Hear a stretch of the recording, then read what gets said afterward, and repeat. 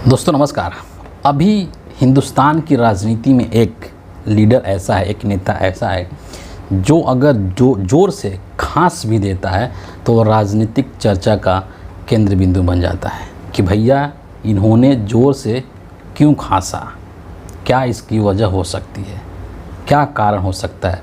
उस पर लोग चर्चा करने लगते हैं, उस पर लोग विमर्श करने लगते हैं। मैं बात कर रहा हूँ जेडीयू के नेता नीतीश कुमार की।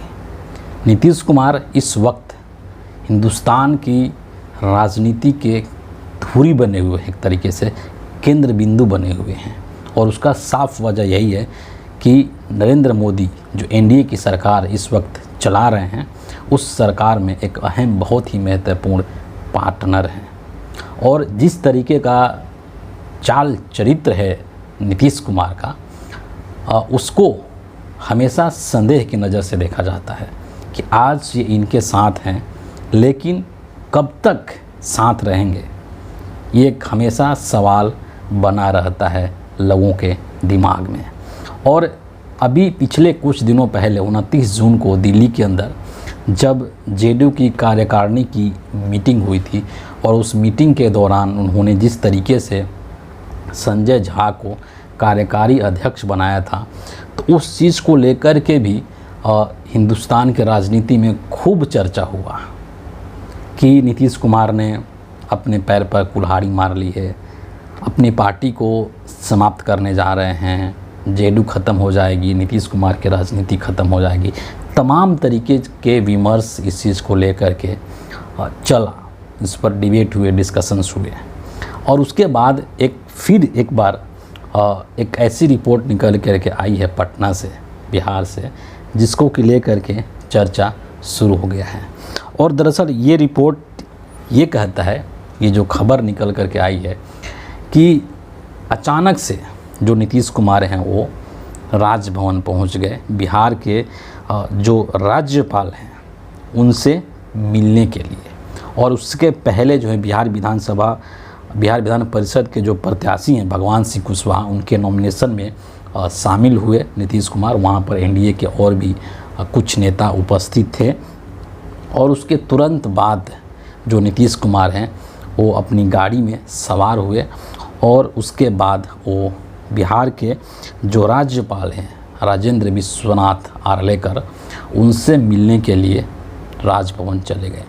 और वहाँ पर जो बातें निकल करके आ रही है, वहाँ पर काफ़ी देर तक उनके साथ मुलाकात हुई, बात हुई। जाहिर तौर पर ये एक राजनीतिक मुलाकात थी, तो बिहार की सियासत को लेकर के ही बातचीत हुई होगी, इसमें कोई डाउट नहीं है। असली जो था, रियल एजेंडा क्या था मिलने का, इसका अभी खुलासा नहीं हुआ है ना। लेकिन एक चीज़ जो लीक हुआ है या बाहर आया है, वो इस चीज़ को लेकर के आया है कि बिहार के अंदर जो स्टेट यूनिवर्सिटीज़ हैं और उनमें जो कुलपतियों की नियुक्ति है, उसको लेकर के संभवतः नीतीश कुमार राज्यपाल से मिले हैं और उसके बारे में नीतीश कुमार ने बातचीत किया है। और ये भी कहा जा रहा है कि अगले कुछ दिनों में ही कुलपतियों की नियुक्ति से संबंधित जो नोटिफिकेशन है वो आउट कर दिया जाएगा। लेकिन मुझे ऐसा लगता है कि सिर्फ ये जो मामला है, इसको लेकर के काफ़ी सियासी अटकलें तेज़ हो रही है, चल रही है। और सिर्फ इतना ही नहीं हो सकता है कि कुलपतियों की नियुक्ति के संदर्भ में बात करने के लिए वो राजभवन गए हों, क्योंकि ऐसा ट्रैक रिकॉर्ड रहा है नीतीश कुमार का, जिसके बारे में बहुत लोग बात कर रहे हैं कि जब जब वो राजभवन जाते हैं तो कुछ बिहार की राजनीति में बड़ा होता है। और इस चीज़ की अटकलें अब फिर से लगनी शुरू हो गई है कि नीतीश कुमार जब राजभवन गए हैं, इसका मतलब है कि कहीं ना कहीं कुछ बड़ा हो सकता है बिहार की राजनीति में, एक बड़ी उलटफेर हो सकती है बिहार की राजनीति में। और इसकी संकेत काफ़ी समय से मिल रहा है। जिस तरीके से तेजस्वी के साथ उनकी तस्वीर, पिक्चर वायरल हुई थी जो हवाई जहाज़ के अंदर, इंडिया एलायंस के नेताओं के साथ किस तरीके से बातचीत करने के लिए गए थे, तमाम चीज़ें चल रही हैं। और इन सब चीज़ के पीछे कहीं ना कहीं नीतीश कुमार की अपनी खुद की राजनीति है ना। उनके लिए मैं हमेशा एक चीज़ बोलता हूँ कि नीतीश कुमार के लिए आज भी जो प्रायोरिटी है वो बिहार की राजनीति है।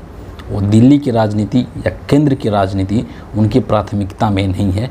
उनकी प्राथमिकता में है बिहार की राजनीति, और बिहार की राजनीति में किस तरीके से जेडीयू की स्थिति को मजबूत किया जाए, इसी चीज़ को लेकर के वो विचार कर रहे हैं, इसी चीज़ को लेकर के वो मंथन कर रहे हैं। और जो सबसे बड़ी जो एक कारण है, सबसे बड़ा जो वजह है जो उनके दिमाग में आजकल चल रहा है, वो बिहार विधानसभा को भंग करने को लेकर के है कि बिहार विधानसभा को भंग करके और जल्दी, जितना जल्दी हो सके उस बिहार के अंदर चुनाव करा लिया जाए। और अभी इस साल के आखिर तक हिंदुस्तान के कई राज्यों में चुनाव होने हैं, महाराष्ट्र में चुनाव होने, झारखंड में चुनाव होने हैं। तो कहीं ना कहीं नीतीश कुमार के मन में ये चीज़ भी चल रहा है कि इन्हीं राज्यों के साथ बिहार का भी चुनाव करा लिया जाए। लेकिन इस बिंदु के ऊपर नरेंद्र मोदी की तरफ से अभी तक कोई सहमति नहीं हुई है, और नरेंद्र मोदी लगातार नीतीश कुमार को एक तरीके से उनको धोखा देते जा रहे हैं। यही डील हुई थी जेडीयू के बीच और मोदी जी के बीच में, लेकिन मोदी जी शुरू से, जब से इस बार पलटी मारे हैं नीतीश कुमार, तब से लेकर के अब तक इस मुद्दे पर नीतीश कुमार को एक तरीके से धोखा दे रहे हैं। वादा उन्होंने किया था लेकिन वादा खिलाफ़ी कर रहे हैं, और इस चीज़ को लेकर के नीतीश कुमार के अंदर में नाखुशी भी है, एक नाराज़गी भी है। और सही, मुझे ऐसा लगता है कि एक सही और सटीक एग्जिट प्लान बना रहे हैं नीतीश कुमार, और उस प्लान के बारे में सोच रहे हैं। और ऐसा कहा जाता है ना कि नीतीश कुमार जो कर रहे होते हैं वो नीतीश कुमार के अलावा और किसी को भनक तक उसके बारे में नहीं लगती है। वो प्लान बना रहे होते हैं, सोच रहे होते हैं, और एकदम ऐन मौके पर वो सबको बता करके और सबको चौंका देते हैं। तो अभी जो राजभवन गए हैं नीतीश कुमार अचानक से, तो इसको लेकर के कई तरीके के सियासी मायने निकाले जा रहे हैं, कई तरीके के सियासी अटकलबाजी शुरू हो चुकी है ना। लोग कयास लगाना शुरू कर दिए हैं कि ये हो सकता है, वो हो सकता है, ये हो सकता है। लेकिन सच में क्या होगा ये आने वाला वक्त ही बताएगा। ये और कोई नहीं बता सकता, ये सिर्फ़ और सिर्फ नीतीश कुमार ही बता सकते हैं। तो फिलहाल इस वीडियो के लिए इतना ही है, और बिहार की राजनीति में क्या उथल पुथल होता है इसके लिए इंतज़ार करना पड़ेगा हम सभी लोगों को। बहुत बहुत धन्यवाद।